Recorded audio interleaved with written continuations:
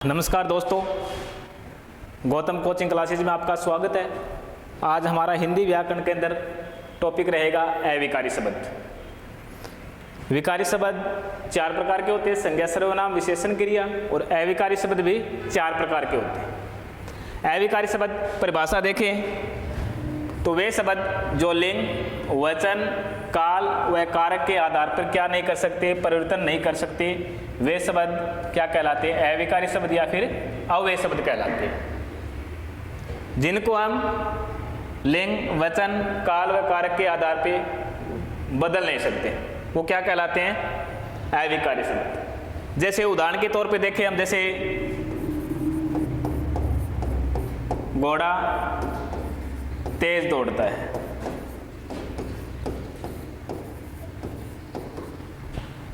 यहां पे तेज शब्द क्या है? अव्यय शब्द है। अगर हम घोड़ा शब्द क्या है? पुल्लिंग है। जैसे यहां पे लिखते हैं गाय, गाय तेज दौड़ती है। तो यहां पे हमने क्या कर दिया? स्त्रीलिंग बना दिया। क्या बना दिया? स्त्रीलिंग बना दिया। तो लिंग के आधार पे तेज शब्द है वो बदला नहीं।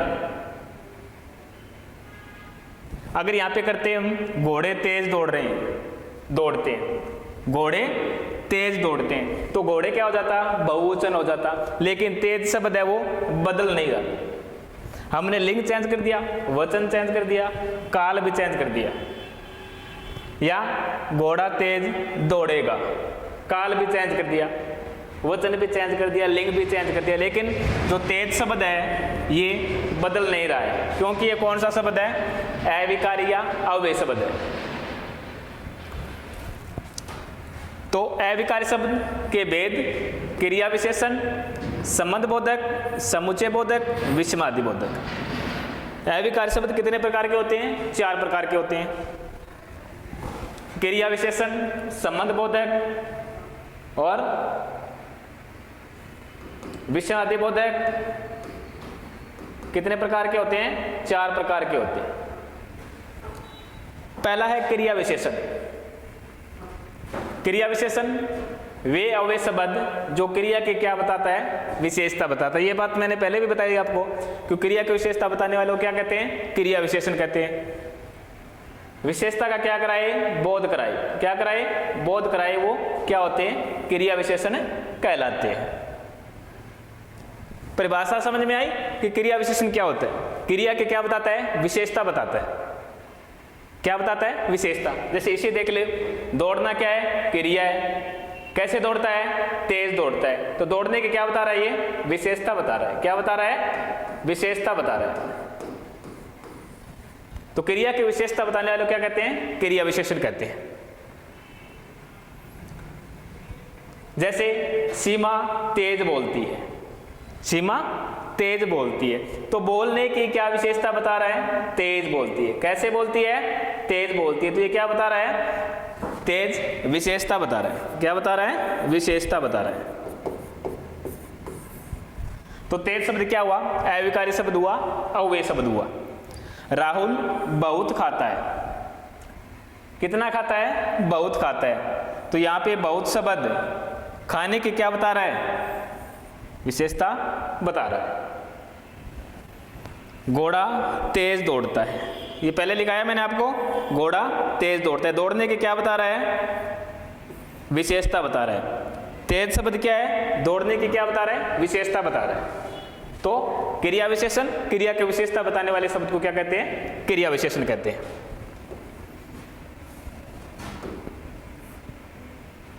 आगे क्रिया विशेषण के भेद। कालवाचक किसे कहते हैं?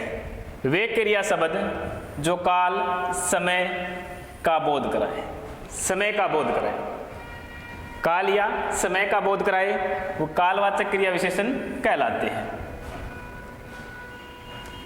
प्रकार क्रिया विशेषण के चार प्रकार। पहला कालवाचक, स्थानवाचक, तीसरा परिमाणवाचक, और चौथा रीतिवाचक। क्रिया विशेषण के कितने भेद होते हैं? 4 भेद होते हैं। कालवाचक, स्थानवाचक, परिमाणवाचक और रीतिवाचक। तो कालवाचक जो क्रिया के क्या बताए, समय का बोध कराए। किसका कराए, समय का बोध। जो घटित समय होता है उस समय का बोध कराए, वो होता है कालवाचक। जैसे आपको अभी जाना है, तो अभी शब्द क्या है, समय का बोध करा रहा है।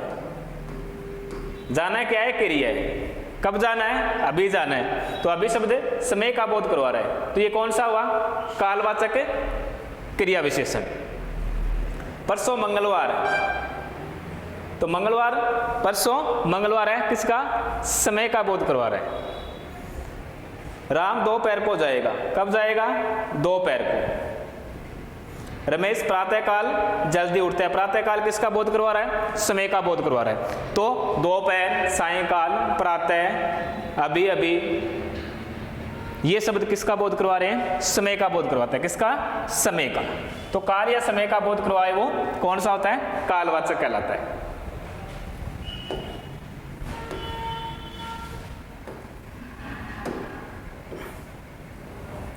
दूसरा है स्थानवाचक। स्थानवाचक वे अव्यय शब्द जो क्रिया के होने या करने के स्थान का बोध कराए। किसका, स्थान का बोध कराए, स्थानवाचक क्रिया विशेषण कहलाता है। किसका बोध कराए, स्थान का। जहां पे क्रिया हो रही है उस स्थान का बोध कराए, वो क्या कहलाएगा, स्थानवाचक क्रिया विशेषण। जैसे यहाँ, वहाँ, इधर, उधर, नीचे, ऊपर, बाहर, भीतर, आसपास आदि शब्द क्या है, किसका बोध करवा रहे हैं, स्थान का बोध करवा रहे हैं। किसका, स्थान का बोध करवा रहे हैं। जैसे मोहन बाहर बैठा है, तो कहाँ बैठा है, बाहर बैठा है। आज मैं जाऊंगा, आज मैं वहां जाऊंगा, आज मैं वहां जाऊंगा, कहां जाऊंगा, वहां। अगर स्थानवाचक का निकालना हो तो क्रिया के साथ कहां से प्रश्न करेंगे। आज तुम कहां जाओगे, कहां जाओगे, कहां, किसका बोध, कहां, वहां, बाहर, ऊपर, नीचे। जैसे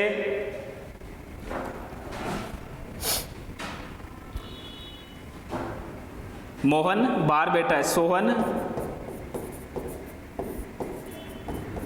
अंदर बैठा है, सोहन अंदर बैठा है। तो अंदर शब्द बाहर, भीतर, सोहन अंदर बैठा है। मीना इधर बैठी है, मीना इधर बैठी है। तो ये शब्द इधर, उधर, बाहर, भीतर, ये सब किसका बोध करवा रहे हैं, स्थान का बोध करवा रहे हैं। तो कौन सा होगा, स्थानवाचक क्रिया विशेषण होगा।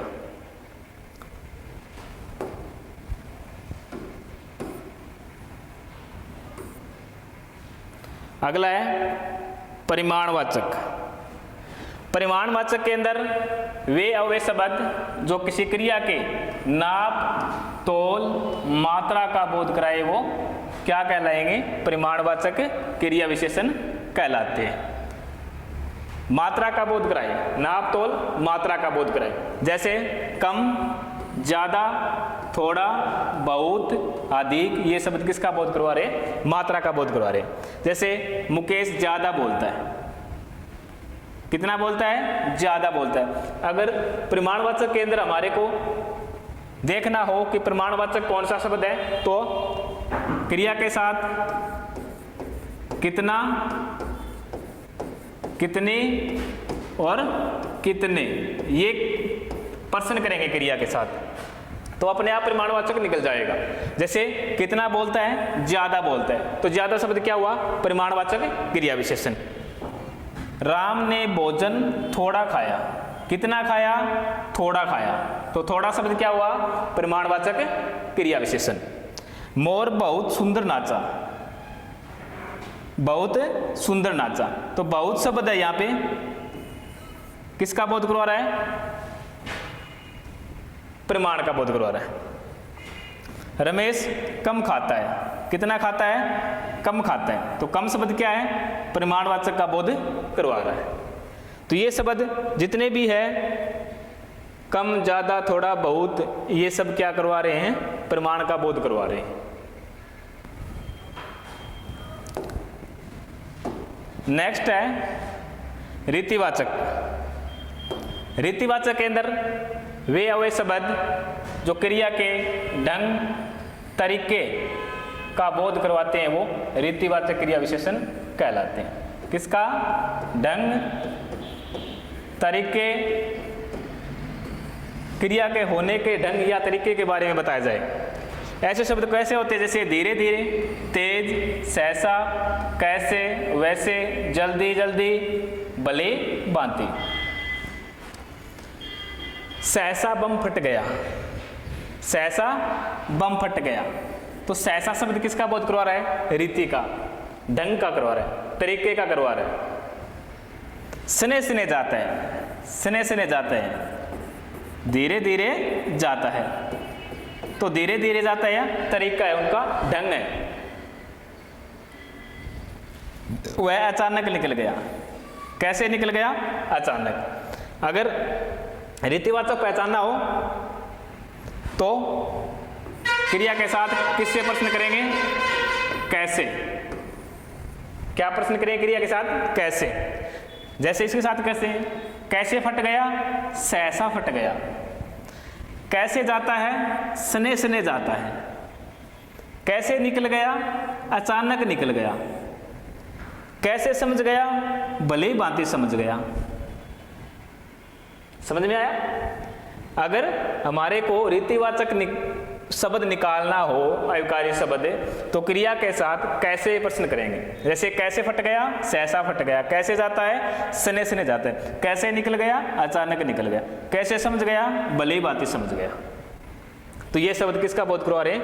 रीति का, ढंग या तरीके का बोध करवा रहा है। क्रिया की रीति, ढंग और तरीके का बोध करवा रहा है। अगला है संबंधवाचक। वे अवश्य जो संज्ञा सर्वनाम के बीच में क्या करवा रहे हैं? संबंध का बोध करवा रहे हैं, वो संबंधवाचक कहलाते हैं। जैसे यहाँ, वहाँ, ऊपर, नीचे, सामने, पहले, दाएं बाएं, कम ज्यादा, बाद, अधिक, बहुत। अब ये बोलोगे आप कि सर यहाँ, वहाँ, ऊपर, नीचे तो शतानवाचक में भी आया था। तो इसमें तरीका देखो, दोनों में अंतर क्या है? ध्यान से देखना। अगर इन शब्दों से पहले, इन शब्दों का मतलब है इन शब्दों से पहले, यहाँ, वहाँ, नीचे, सामने, पहले, दाएं बाएं, कम ज्यादा, अधिक, अगर इन शब्दों से पहले कारक चिन्ह का, की, के, रा, री, रे, ना, नी, ने और से आ जाए। समझ में आई बात? इन शब्दों से पहले ये कारक चिन्ह आ जाए, तो पहले कारक चिन्ह न आए तो स्थानवाचक, अगर आ जाए तो कौन सा होगा? संबंध बोधक होगा। एक बार और सुन लो।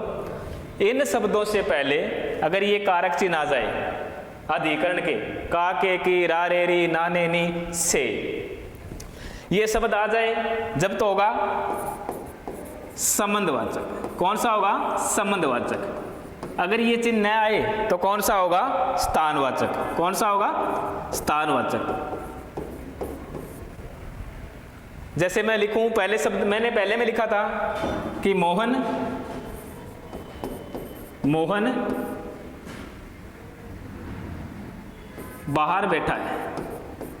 मोहन बाहर बैठा है, ये कौन सा होगा? बाहर शब्द इसके अंदर है और इसके अंदर भी है बाहर ज्यादा, तो बाहर शब्द है। बाहर शब्द से पहले कोई कारक चिन्ह है क्या? नहीं है। तो कौन सा होगा? ये स्थानवाचक होगा। कौन सा होगा? स्थानवाचक होगा। अगर मैं इसको ऐसे लिख दूं कि मोहन घर के बाहर बैठा है, घर के बाहर बैठा है, अब कौन सा होगा? अब मोहन के और घर को बीच में संबंध करवा रहा है, कौन सा शब्द है? के। तो मैंने कहा अगर इन शब्दों से पहले कारक चिन्ह आ जाए तो कौन सा होगा? संबंधवाचक होगा। कौन सा होगा? संबंधवाचक होगा। एक बार और सुन लो। अगर इन शब्दों से पहले कारक चिन्ह आ जाए, का, के, की, रा, रे, री, ना, ने, नी, तो संबंधवाचक होगा। अगर कारक चिन्ह ना आए तो कौन सा होगा? स्थानवाचक होगा। कौन सा होगा? स्थानवाचक होगा। जैसे राम बाद में जाएगा, एक उदाहरण दे के देखता हूँ। राम बाद में जाएगा, राम बाद में जाएगा, कौन सा होगा? स्थानवाचक। बाद से पहले कोई कारक चिन्ह है क्या? नहीं है, स्थानवाचक है। अब इसको ऐसे लिखूं मैं, राम भोजन के बाद जाएगा, राम भोजन के बाद जाएगा। तो यहाँ पे क्या आ गया? भोजन के बाद। बाद सबसे पहले क्या है? इसके अंदर के नहीं है, तो कौन सा होगा? संबंध बोधक। कौन सा होगा? संबंध बोधक। इसी तरह मोहन घर के बाहर बैठा है, मोहन घर के बाहर बैठा है, तो घर के बाहर बैठा है। अगर ऐसे लिखता कि मोहन घर बैठा है तो स्थानवाचक हो जा। घर के बाहर बैठा है तो कौन सा होगा? संबंध बोधक होगा। मोहन बाहर बैठा है, इसको ऐसे लिख दिया मैंने, मोहन बाहर बैठा है, तो कौन सा हो गया? स्थानवाचक हो गया, क्योंकि बाहर से पहले कारक चिन्ह नहीं है। समझ में आ गया? संबंधवाचक और स्थानवाचक में अंतर है। अब है समुच्चय बोधक। कौन सा है? समुच्चय बोधक। वे अवयव शब्द दो वाक्यों के जोड़ने का के रूप में कार्य करते हैं, तो वो कौन से होते हैं? समुच्चय बोधक होते हैं। जैसे किंतु, परंतु, के, इसलिए, माना, क्योंकि, तथा, यदि, अथवा, या, यथा, मानो, सिर्फ, फिर, ये शब्द किसके काम आते हैं? दो वाक्यों के जोड़ने के काम आते हैं। जैसे रमेश मिला, एक वाक्य हो गया, बात नहीं हुई। रमेश मिला, बात नहीं हुई, बीच में क्या शब्द है? किंतु। किंतु शब्द दोनों वाक्य को जोड़ रहा है, तो ये संयोजक का काम कर रहा है। किसका काम कर रहा है? संयोजक का काम कर रहा है। मैं तुम्हें खाना खिलाने होटल में ले जाऊंगा, लेकिन मैं और दोनों के बीच में, मैं और तुम दोनों के बीच में संबंध करा रहा है, और शब्द ही होने चाहिए, ही होने चाहिए। कृष्ण बांसुरी बजाता है, कृष्ण बांसुरी बजाता है, राधा नाचती है, राधा नाचती है, तो बीच में शब्द क्या है? और शब्द। तो ये कौन सा हुआ? समुच्चय बोधक। क्या करवा रहे हैं? संबंध करवा रहे हैं। क्या करवा रहे हैं? संबंध। दो वाक्यों को जोड़ने का काम कर रहे हैं। क्या करवा रहे हैं? जोड़ने का काम करवा रहे हैं। तुम मेरी बात मानो, मैं सही बोल रहा हूं, तो ये मानो शब्द है, ये किसका बोध करवा रहा है? दोनों का जोड़ने का बोध करवा रहे हैं, तो कौन सा होगा? समुच्चय बोधक होगा। कौन सा होगा? समुच्चय बोधक। किंतु, परंतु, तथा, इसलिए, या, यथा, मानो, ये शब्द किसका होता है? समुच्चय बोधक के होते हैं। अगला है विषमादि बोधक।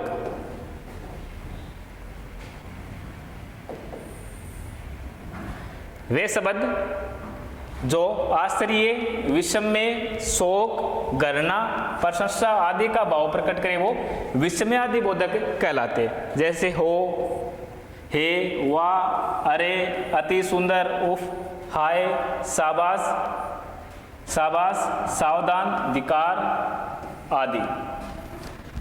तो आपको ये तो पता चल गया कि विषमयादि होगा, उसको चिन्ह मिलेगा। जैसे वाह है, ये इनका चिन्ह मिलता है। क्या? दृश्य है। अरे, तुम कब आए? शाबाश, तुमने बहुत अच्छा काम किया। तो ये शब्द पहले मिलेंगे, हो, हे, वाह, अरे, अति सुंदर, उफ, हाय, तो इससे पता चल जाएगा कि ये विषमवादी अव्यय है।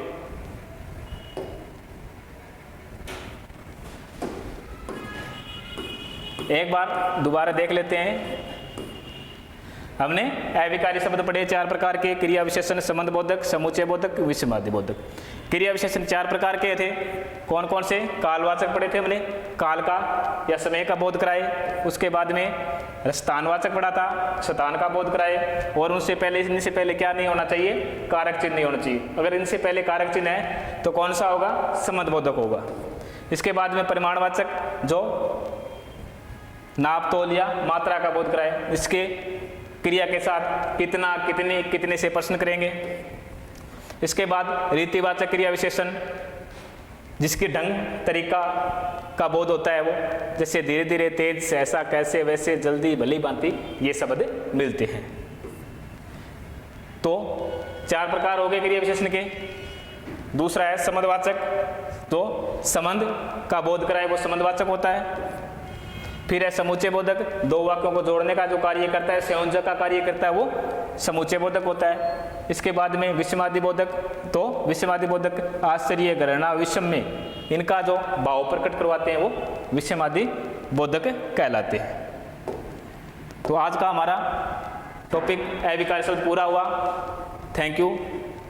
चैनल को शेयर करो, सब्सक्राइब करो, आपको अच्छी अच्छी व्याकरण की ट्रिक मिलती रहेगी। धन्यवाद।